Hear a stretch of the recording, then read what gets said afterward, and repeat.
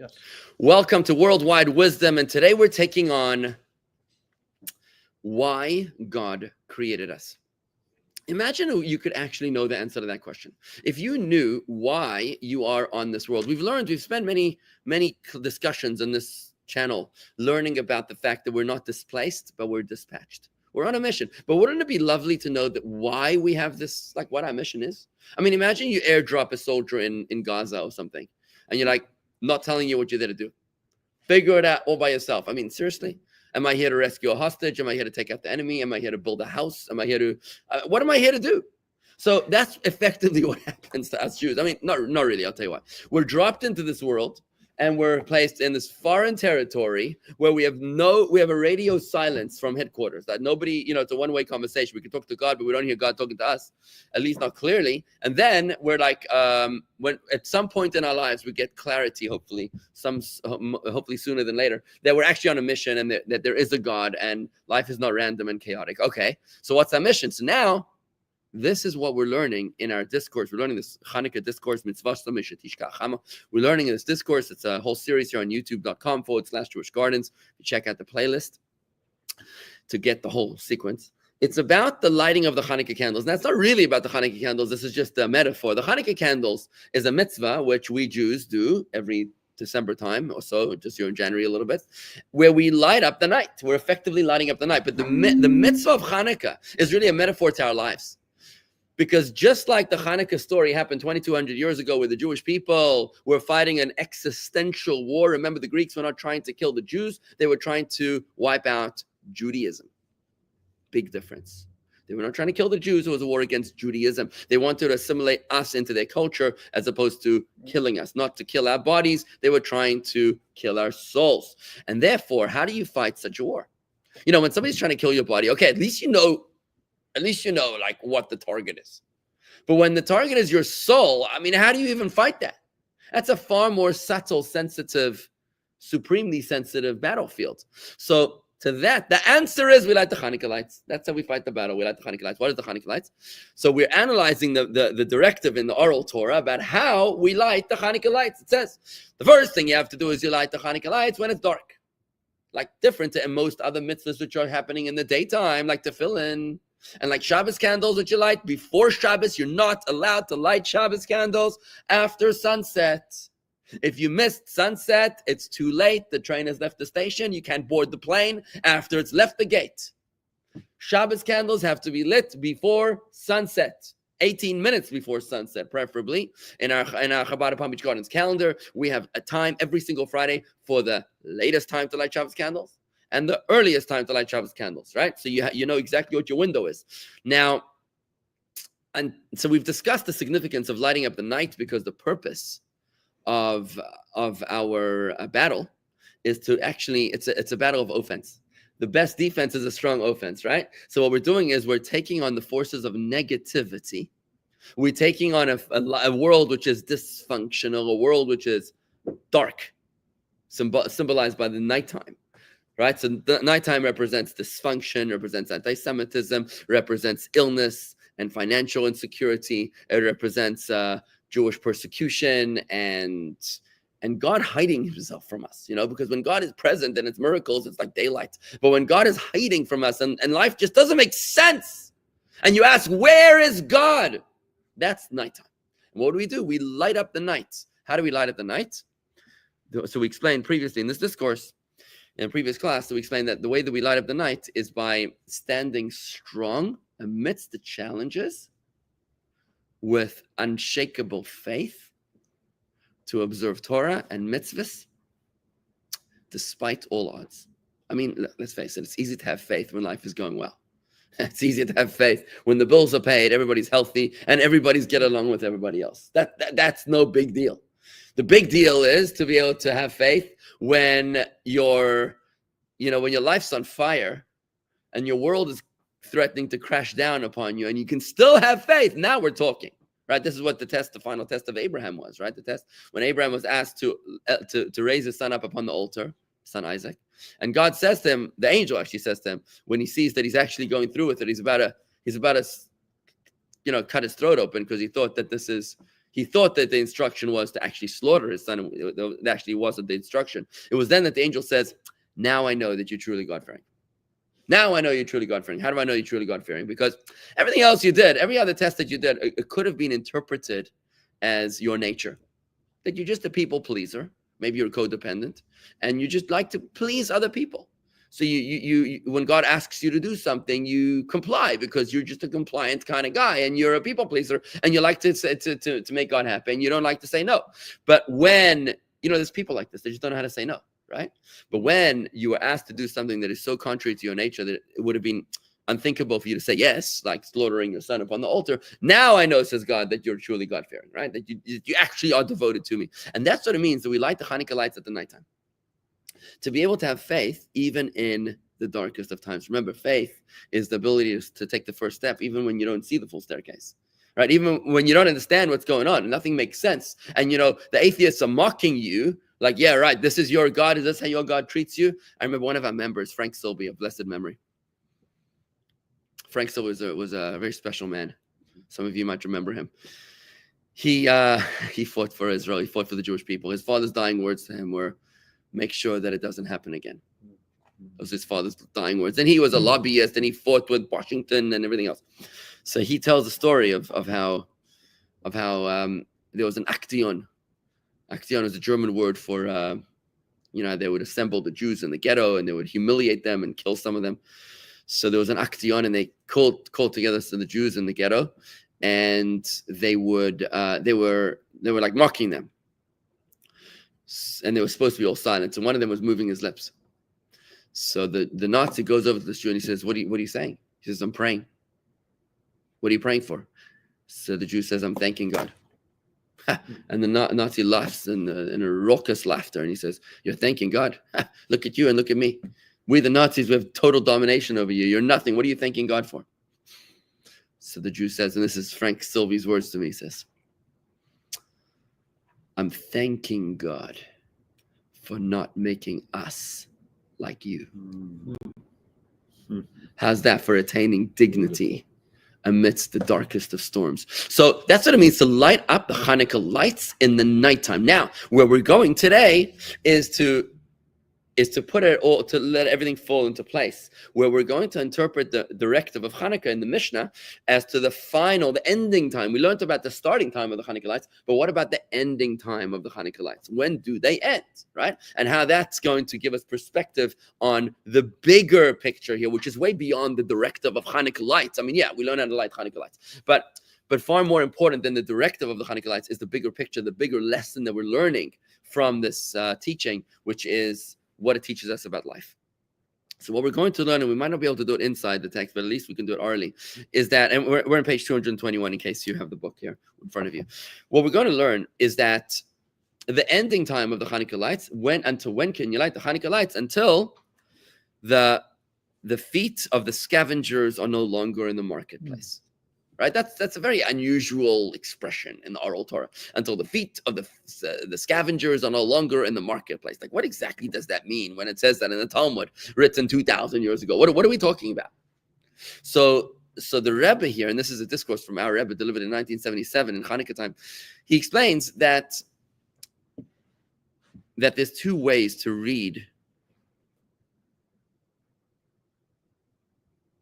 It says, there's two ways to read this word marketplace until the feet are no longer in the marketplace. Shuk is a market. If you've been to Shuk HaKarmi in Tel Aviv or Shuk Ben Yehuda, it's a Shuk. A Shuk is a marketplace, right? And in Israel, they make these real marketplaces. I don't think you see them in America.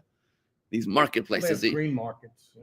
That's not a real market. You have spices towering, towering, whatever they call things of spices, and you have fruits and vegetables hanging everywhere, and there's people all over the place, and there's and it smells and it sounds and it sights. I mean, that's a marketplace, right? So the meaning of the word marketplace in Hebrew has not only two different meanings, but two opposing meanings. One meaning of the word shuk means desire, as in, and it's going to be in the text, we'll get to it eventually. Desire, which means that God desired to create this world right? And the legs, when we speak about the legs of the people on the market, it's talking about the three legs. What are the three legs of the Jewish calendar? The three major Jewish holidays are called the Shalosh Regalim.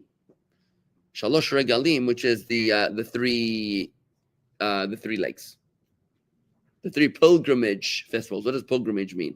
A pilgrimage means a time when you travel on foot to Jerusalem for Pesach, Shavuos, and Sukkot, right? So the three legs represent the three major Jewish holidays, and the shuk, the market, represents the desire for which God created the world. So there's a positive connotation to the marketplace. In other words, you're supposed to light the Hanukkah lights until the darkness of night turns into some form of divine pleasure. Then a second interpretation, which is different, is that the word marketplace is what is a marketplace? A marketplace is a public domain, as opposed to your home, which is a private domain. The marketplace is like, it's got a totally different legal status. You know, in terms of carrying on Shabbos, for example, you're not allowed to carry on Shabbos in a public domain. You're allowed to carry an item like a watch in your backyard on Shabbos in your house because it's a private domain, but you can't carry in a public domain. What's a public domain? A place where the public is allowed to walk, and that is the marketplace, right? So the marketplace, on the other interpretation of it, is not pleasure, divine pleasure, but rather a place of public domain, a place of multiplicity, which is the opposite of monotheism. What's monotheism? Monotheism is the faith, not only that there is one God, obviously there's only one God. You got to be out of your mind to believe that a piece of wood is a God. Or you got to be out of your mind to believe that a piece of metal with the Mercedes-Benz logo on it is a God. I mean, you're just shallow, superficial, pathetic, right? But to think that anything has power over you other than the creator of the universe is shallow. The definition of monotheism is not that there's only one God. It means that there's only one power in existence. Is that what it means is that no corporation, no army, no government, no legal entity, no homeowners association has any power over me to ruin my life. Only God is in charge of me, right? So to live as a Jew, as a monotheist, means that you live without stress.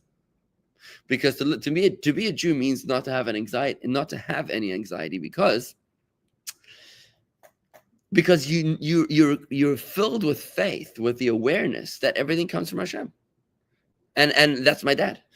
So my dad is in control of every single detail of my life. So instead of me worrying ultimately about a hostage deal in Gaza, instead of me worrying about a war with Syria, with Turkey, with Lebanon, with Yemeni Houthis, with the new president of the United States that I like, that I don't like, you don't get stressed out by this stuff. Of course, it's important, but you know that ultimately these are all, what do they call them, those dolls?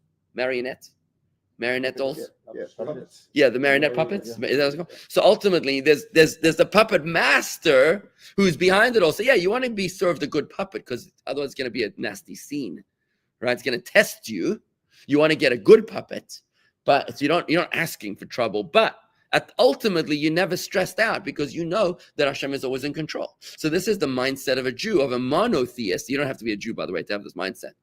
In fact, even non-Jews are supposed to have this mindset, which is that, just like Mark is saying, isn't the new ceasefire agreement show that President Trump, that many worshipped?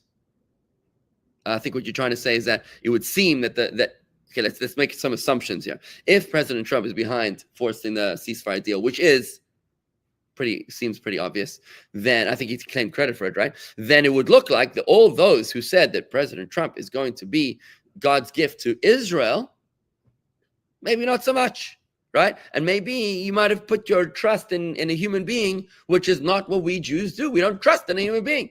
Do you have a preference on one candidate over another? Very nice, no problem. But don't put your faith in a human being. That's idolatrous. That would mean you only put your faith in God, which is that's what it means that the marketplace is a public domain. Public domain represents a place where there's multiple gods, where there's multiple powers at play. And that's a place of chaos, of anxiety, of stress, of fear, right? That's the opposite of the monotheistic mindset of a Jew, right? So yeah, modern day idolatry, in the olden days, the Egyptians might have worshipped idols that were, maybe they worshipped Pharaoh, right? And we look at that, we're like, they're so pathetic, they worship Pharaoh. Guess what? How many Americans worship the President of the United States of America, right? Guess what? I mean, it's modern day idolatry. I can actually understand how the Egyptians worshipped Pharaoh. They thought he was a god, right? Because today you see that all the time. There are people that see the president of the United States as infallible. Those that worship idols in America, that trust the president of the United States, it doesn't matter which president. They will explain away any possible imperfection of the president as infallible, and that's not a Jewish approach. Yes. If you said that ultimately God is in control, yet I thought I heard and read that God created us with freedom of choice. Yes, nice. So yes. How can we have freedom of choice if God is ultimately in control? Because the freedom of choice that we have, Chuck, is whether we want to choose to believe the perception of our mind and heart, which is monotheism, or to fall for the superficial perception of our eyes, which is to believe that there are many forces that control our lives. We have a choice as to which lane you want to take, which dimension you're in. Are you living in a world of where you react to all sorts of external stimuli with fear, or are you proactive, where you come in with faith, having premeditated at the beginning of the day during the morning prayer, where you've meditated your way into the new day to allow yourself to absorb any supposed fear into your faith? So is my control limited to whether I'm going to be faithful or not? Well, I think it's a lot. And if I am faithful, Of course. Then God is in control of Well, it everything manifests else. in many ways. It manifests whether you're fearful or not. I mean, that's already a very big one. That's a big one. Do you have anxiety? You don't have anxiety. I mean, that's like the billion-dollar therapy industry, right? Right there, right? So that's free choice, number one. Number two, you have a free choice as to what you're going to do today. Are you going to solicit the graces of God? Are you going to solicit the graces of your idol, which might be some political entity in Washington? It might be some political entity somewhere else. It might be some economic entity like your boss or your client. You know, it depends. So if your client asks you to come meet him on Yom Kippur, what are you going to say? Are you going to say no? Or are you going to say yes? Do you believe in your client having power over you because this is your major artery of revenue or not? Right? So that's a big free choice. Now, how could it be what the discourse here is explaining is that the lighting of the Hanukkah lights is until the marketplace is cleared from the feet of the scavengers, right? So there's two interpretations until the marketplace is sort of like cleaned, right? So the question is, what does marketplace mean? Marketplace could mean a place of divine pleasure, or marketplace can mean a place of polytheism, a place of multiplicity, a place where God is not welcome, right? How could it be that both interpretations are about the same word marketplace? So the Rebbe explains that they're interdependent. When we engage in a world which is complex and confusing, when we engage in a world where there seem to be many gods, and there we make the free choice, we exercise our free choice to do the right thing, to ignite the night, to light up the night with the Hanukkah lights, to do a mitzvah amidst the confusion and the chaos, amidst the darkness. What we're doing is that we're moving from the second interpretation to the first interpretation.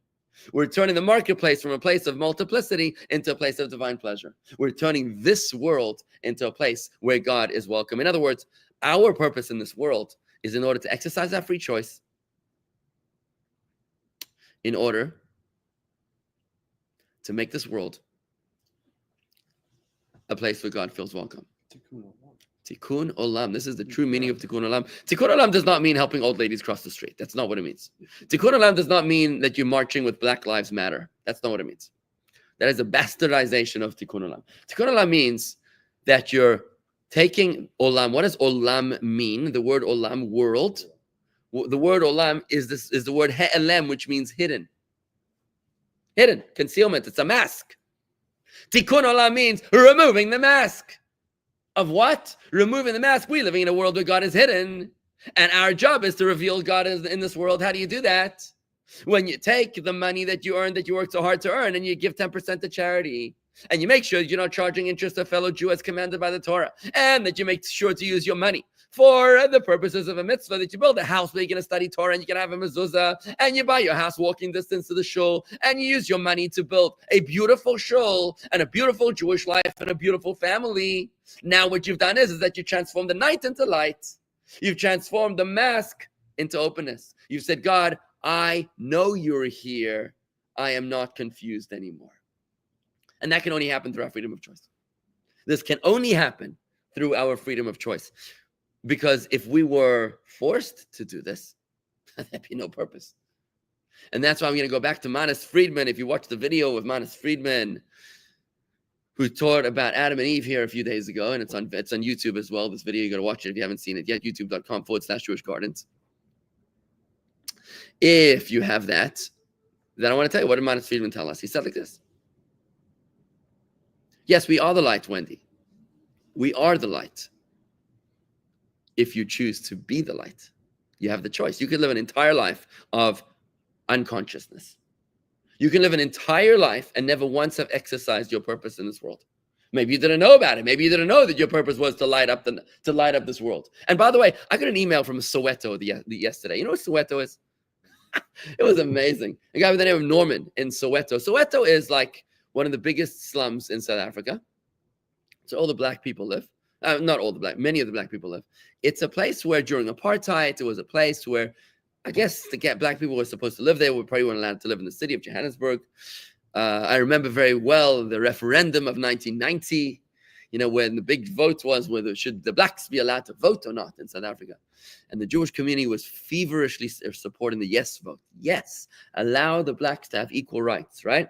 I remember that very, very well.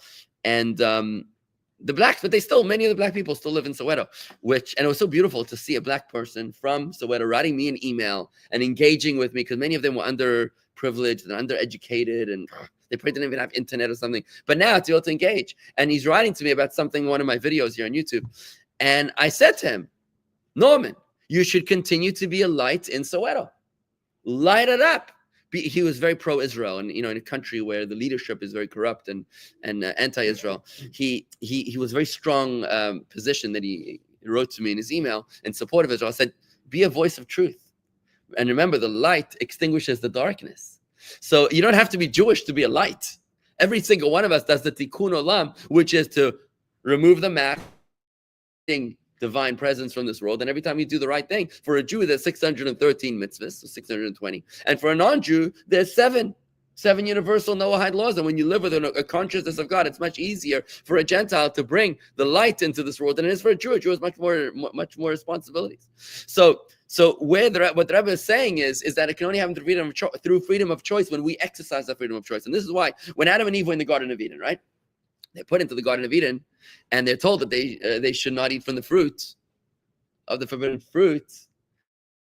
They do, they will experience great suffering.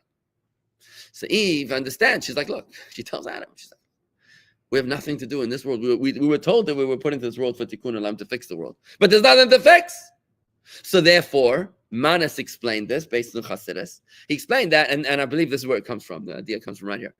That he explained that Eve was understood that Adam and Eve needed to make the choice to descend into a world that was dysfunctional, because a world where there was mortality and suffering and trouble in relationships and trouble making a living. Why? Because that's the world that we can fix. That's the world that's broken.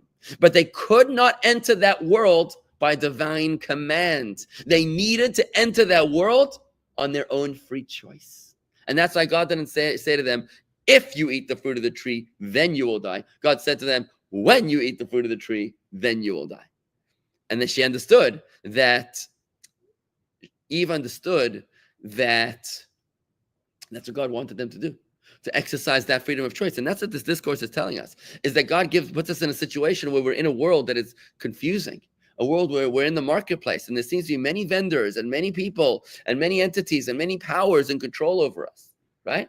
There's the United Nations, and then the ICC, and the United States, and there's the Russia, and then the G5, whatever they call the G9, G7, whatever they're called. And then there's other entities, and then there's politics in Israel, and there's Syria, and there's ISIS, and there's Turkey. And we feel like, oh my God, we're in a marketplace, and it's just so much noise all around us. But we have to rise higher with that freedom of choice, to make the choice, to realize and say, no, I'm not intimidated. I believe in one God.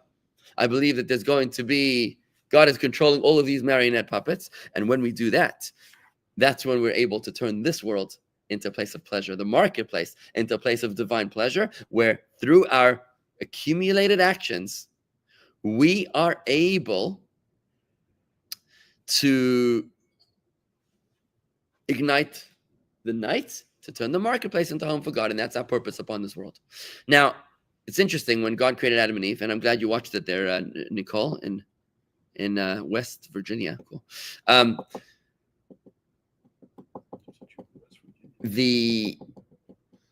When God created man, it says like this, some very interesting in the Torah. It says, "Let us make man." Elo, you got to watch the video of Adam and Eve. It's on my YouTube channel, youtube.com/Jewish Gardens. I can't answer you right now. I mean, the purpose was for them to go into the Garden of Eden. That was the goal. You got to watch the interview. It's called, I don't know what it's called on our YouTube channel, but it's there. So what I was saying, so when God created man, it's very interesting. It says like this, "Let us make man in our image." That's what it says in the Torah, in the first portion of the Torah. Let us make man in our image. Now, isn't that strange? How are we supposed to interpret this? The Torah, written by one God, says, "Let us," na'aseh, which is plural form. Let us make man, and like right away, Rashi says, "What? Who's us? I thought there was only one God." Right? Is this not some proof that there's many gods? So Rashi writes, because God wanted us to have freedom of choice. So he gave us an opportunity, gave us like a little way out in case you wanted to be able to say that there's many gods. And this would allow us. So really God was consulting with his court, with his angels. But you could interpret it to mean that God was talking about many gods. And therefore, you'd have freedom of choice to say, I believe in one God or I believe in many gods. And the whole purpose of it all is in order to be able to allow man to fulfill his purpose in this world, which is to transform the confusion and chaos of the marketplace into a place which is structured and organized, into a place where there's only divine pleasure. And that is our purpose upon this earth. What we didn't do today, we didn't get a chance to read this inside, but at least we did it orally. Yeah, question. Where is the phrase "light unto the nations"? That comes from, is it Isaiah? Prophecy of Isaiah, or lagoyim netaticha. I made you into a light unto the nations. Rabbi, Yeah. If Adam didn't eat the fruit, what would the world be like? So I asked that question to Manis, and he said he had to eat the fruit. I'm sorry? Manis said that the way he explained it was that God, they had to eat the fruit. There would be no purpose. There would be no purpose. We'd be living in a museum. So Yeah. again, I hate to be kind of. So then he had no control. God had control. He didn't. Adam and Eve didn't have control. God had control. Of course, God always has control of our choices. Yeah. So that's the way things get a little interesting. Well, you have free choice, but you're gonna have to choose that one. Look, I'll tell you what. There were worlds. It's interesting. There were worlds that were created. The Medrash, we've learned this in the Medrash before. There were worlds that were created and then deleted. So there was this Control-Alt-Delete mechanism where God created a world and then he deleted them, created them and deleted them. And that's where the secret of the sparks comes into. There's this concept we touch on sometimes about certain sparks that are trapped in this world and they come from previous worlds that were destroyed. Could it be that they were previous Adam and Eve's in a previous world and that they said, so we're not going to eat the fruit? And God said, okay, restart, reboot, let's do it again. It could be, I imagine maybe that's what it's talking about. I know how you like to quote song lyrics from popular songs. So I don't know if you know who Katy Perry is. I've heard of this person. She's a well-known singer. So she has a song that she must have written after reading this book. Oh, listen to these lyrics. Lyrics from a popular American singer called Firework. Katy Perry called Firework. Do you ever feel like a plastic bag drifting through the wind, wanting to start again? Do you ever feel so paper thin like a house of cards, one blow from caving in? Do you ever feel already buried deep, 6 feet under screams, but no one seems to hear a thing? Do you know that there's still a chance for you because there's a spark in you? You just got to ignite the light and let it shine. Just own the night like the 4th of July because, baby, you're a firework. You don't have to feel like wasted space. Your original cannot be replaced. If you only knew that the future holds after a hurricane comes a rainbow.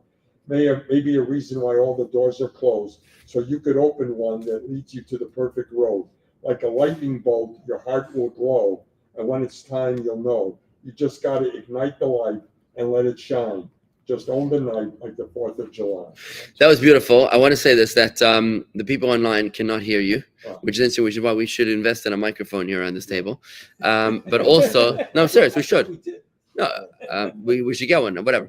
Bottom line is that I'm sorry if you couldn't hear it, guys, but what he was quoting was a lyric of a modern day song, which seems to comply with some of the values that we're speaking about today. I'm going to sign off over here. Oh, Wendy did hear you, apparently, so she might have a better mic. But that was, thanks for sharing that. It's always nice to, to counter. I saw you send it. It's nice to counter reference between different cultures to see where things come from. And it's interesting, How in line they are. Here's someone who Wendy says it was beautiful. I don't read the red. I'm going to sign off over here, guys. Thank you.